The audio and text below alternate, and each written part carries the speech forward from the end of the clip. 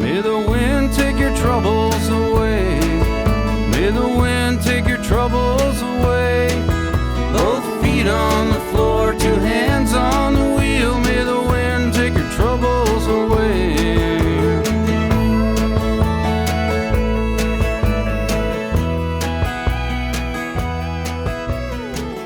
Sun Vaults were an American band who were formed in 1994 by two ex-members of Uncle Tupelo and some others. So basically what happened is that Jay Farrar of Uncle Tupelo fell out with Jeff Tweedy of Uncle Tupelo, and Jeff formed Wilco and Jay formed Sun Vault. They have released, Sun Vault that is, have released 11 studio albums. That's about one every 2 years. And they've got 12 ex-members, which is just over one per album. Hi, my name's Dan, and this is a review of Trace by Sun Vault, which was their first album and was released in 1995. And it's my first encounter with them, so I haven't heard this album before or known anything about them. Although I had heard of them as being country.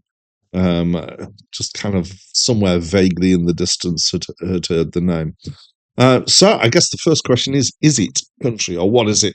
Both Wikipedia and Acclaimed Music say that it's alt country, and I can live with that as a label. So his voice is fairly country in tone and inflection and in feel. And I feel like that's the most country thing about this. And the rest of it is more kind of rock, but sometimes lighter, kind of more acoustic. I don't really want to say Americana because it's not hugely.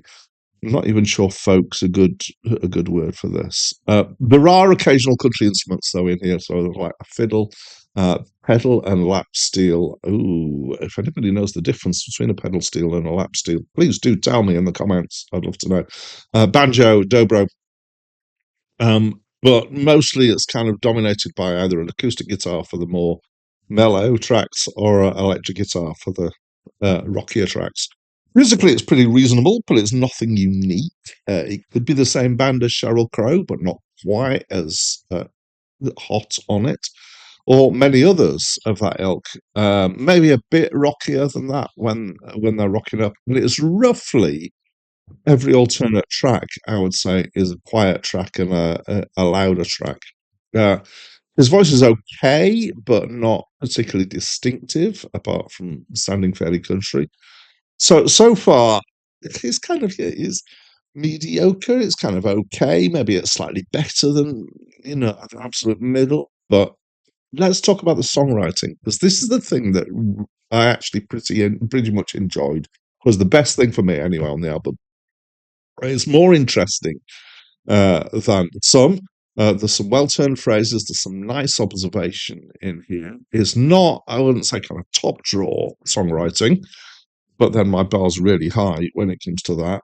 But second draw, so it's kind of close to that. One of my favourite lines is, "Too much living is no way to die," which is a nice kind of turn of phrase. The same for others that are kind of spread across the album.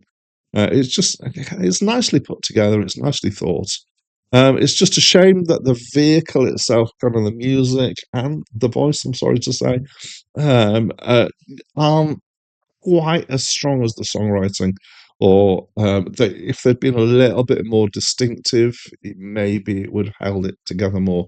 And I think as a result, it's kind of easy to miss that there's some good songwriting here, I'm afraid.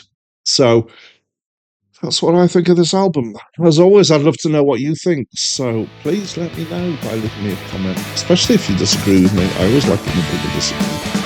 But that's it from me for now. Real